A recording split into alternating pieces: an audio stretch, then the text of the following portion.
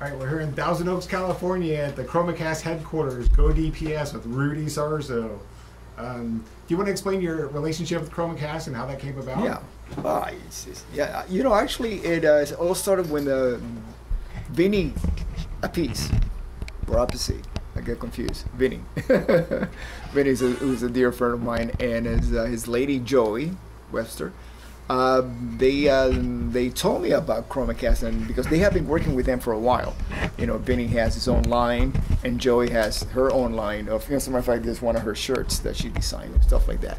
So, you know, I went to the website and I was like, wow, really impressed by all the products and, you know, and the proximity, because I live within miles from here, and it's, oh my God, that's such a plus, because a lot of the companies that I endorse, they're like either, you know, somewhere else, you know, out of the country, or very far away within the United States. So to be working with a company that is based within minutes from my house is magnificent, because it's not about emails or getting on the phone. It's about coming over here and, you know, face to face and looking at the products and you know, and brainstorming. You know, it's fantastic. Things get done very, very quickly. But you know, at the very top of it, it's all about the quality.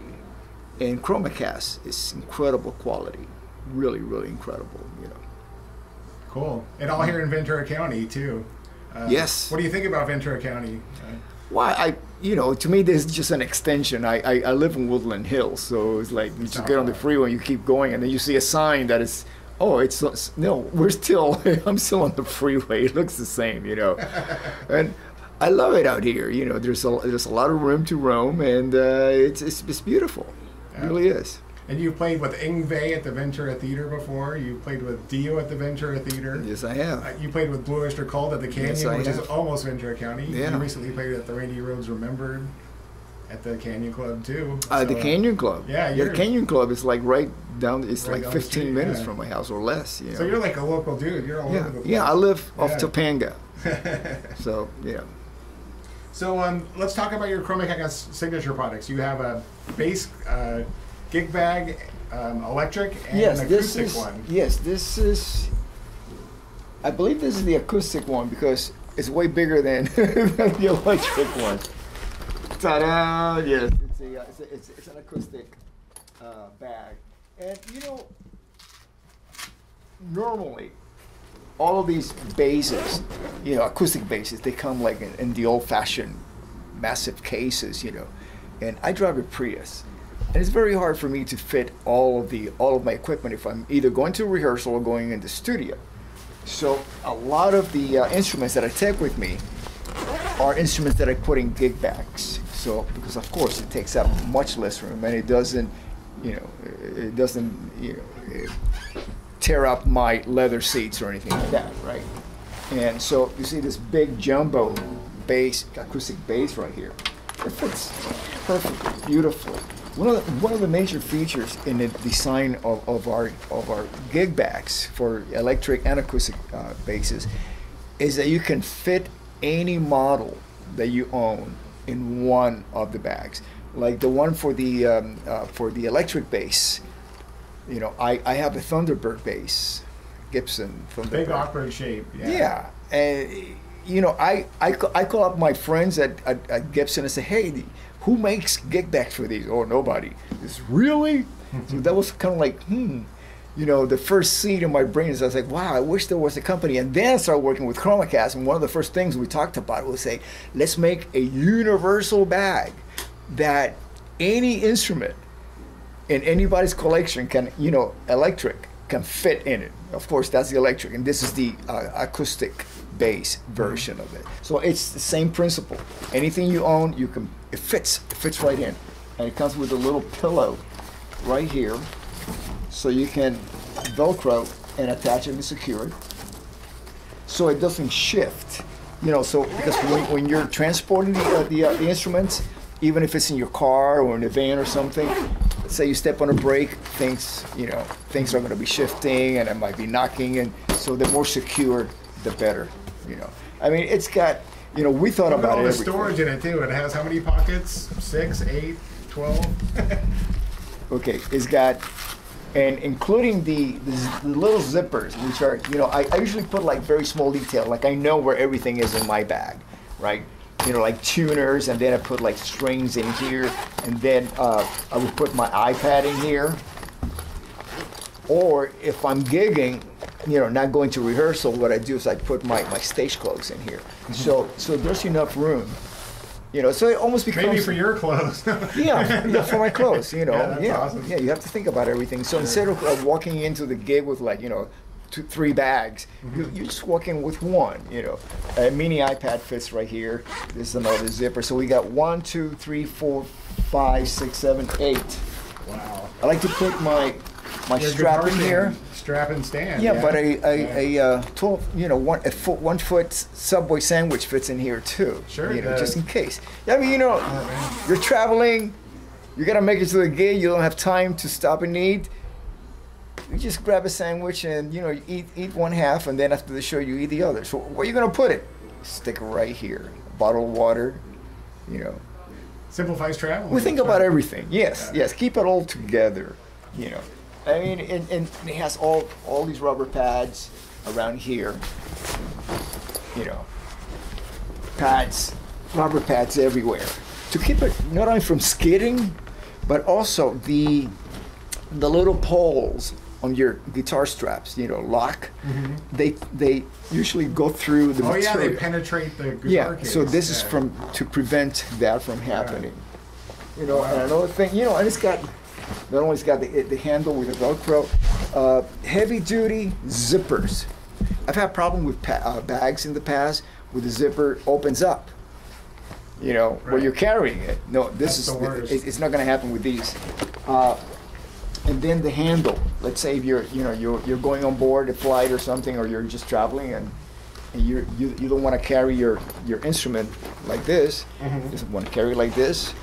You know, let's say you're in cramped quarters going down a hallway or an aisle of a plane or tour bus. Sure. You know, perfectly balanced. I've had bags where the handle was not in the proper place, and it would really be unbalanced. Right. Like the headstock will start leaning forward, and it's like, you know, it's really a drag. This way, it's perfect. See, it's just like, you know, perpendicular. And you're always traveling too, so you've already put it to good use. And you know, most of musicians nowadays, you know, we usually fly. Right. We do a lot of flying. Like the days of actually going on tour in a bus.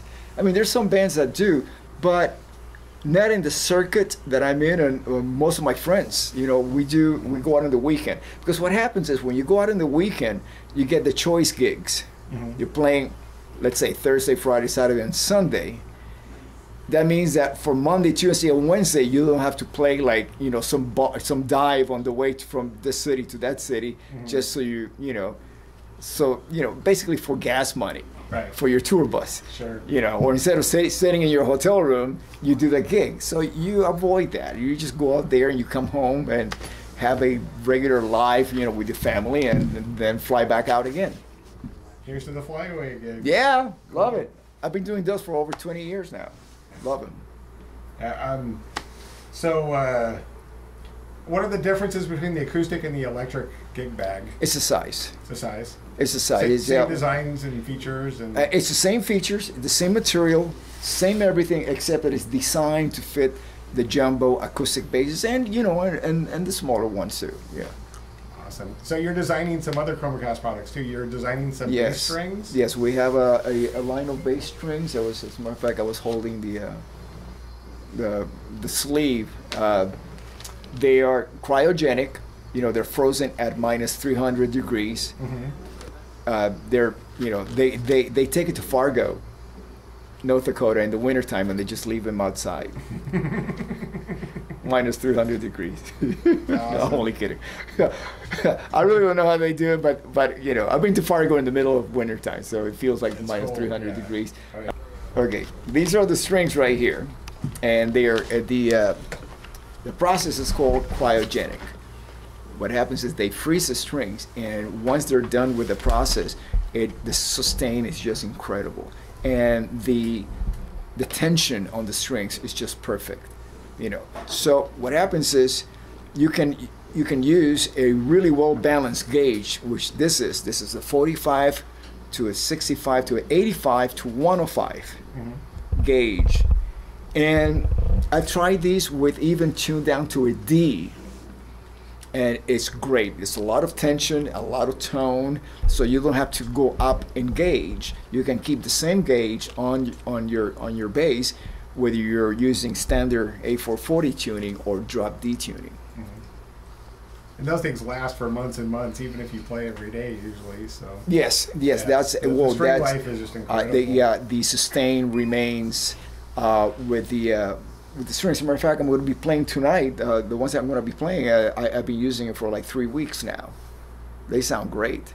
Yeah, that's pretty good for a professional musician. It is. Yeah, because I tend to sweat a lot, and usually hairspray gets in the strings, and but with this process, it will withstand Aquanet. Cool. It's been proven. How about your guitar picks? What about the guitar picks?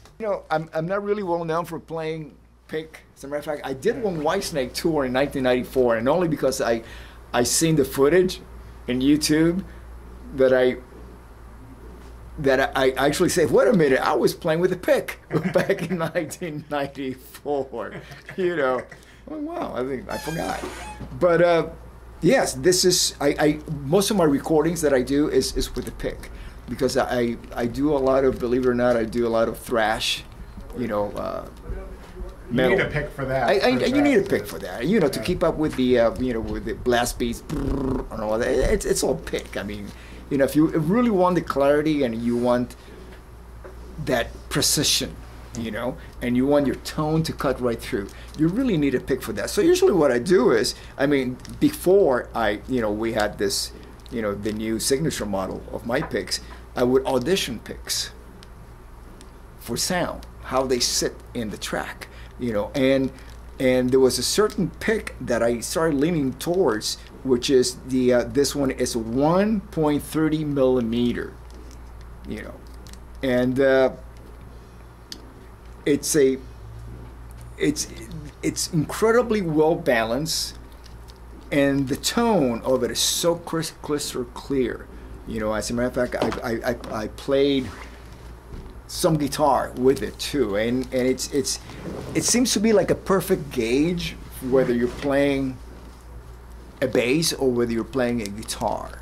It's very articulate also, so it's become my favorite pick. So Joe and we talked about it, making this into a signature model.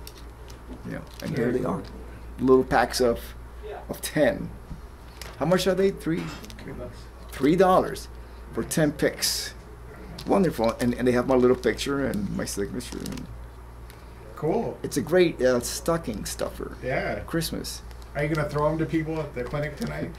It's like, no, I'll leave that up to Rick Nielsen. There you go. I think Rick's got a patent on that. On Facebook, I'm always getting requests for sign photos, posters, books, whatever.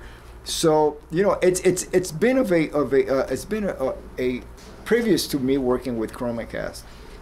It's been almost impossible for me to be able to to meet the requests of the fans, for sign, books, posters, pictures, and stuff like that. So since I live so close by, it's very easy for me to just drop by and spend an afternoon signing stack of books, and then offering them to the fans. This is my book, Off the Rails, which is basically answers one question: what was it like to tour with Randy Rhoads? And since I am the only musician that was blessed to have played with him in both Quiet Riot and Ozzy, I wrote a book about it. Mainly I wrote a book about it because every time that I would just give a fan a couple of stories, meeting them in a lobby of a hotel or, backstage or something, I always walked away feeling like, wow, I should have told him this or that and the other thing. So it's all in here, basically. you know. And it's So did you journal during the touring and stuff? Yes, I did. Yes, I did. Because I mean, you have a vivid account of it. Everything It was a very. The reason why I kept the journal, because it was the first time that I actually made money as a musician. I went from a starving musician to a working musician, and my family's accountant suggested that I keep a diary documenting everything, where I've been, how much money I spent, you know, where we played, and blah blah blah, for tax purposes. I didn't even know that back then that you could do that, you know. So yes, I did. And after the Diary of a Madman tour, by the time I started touring with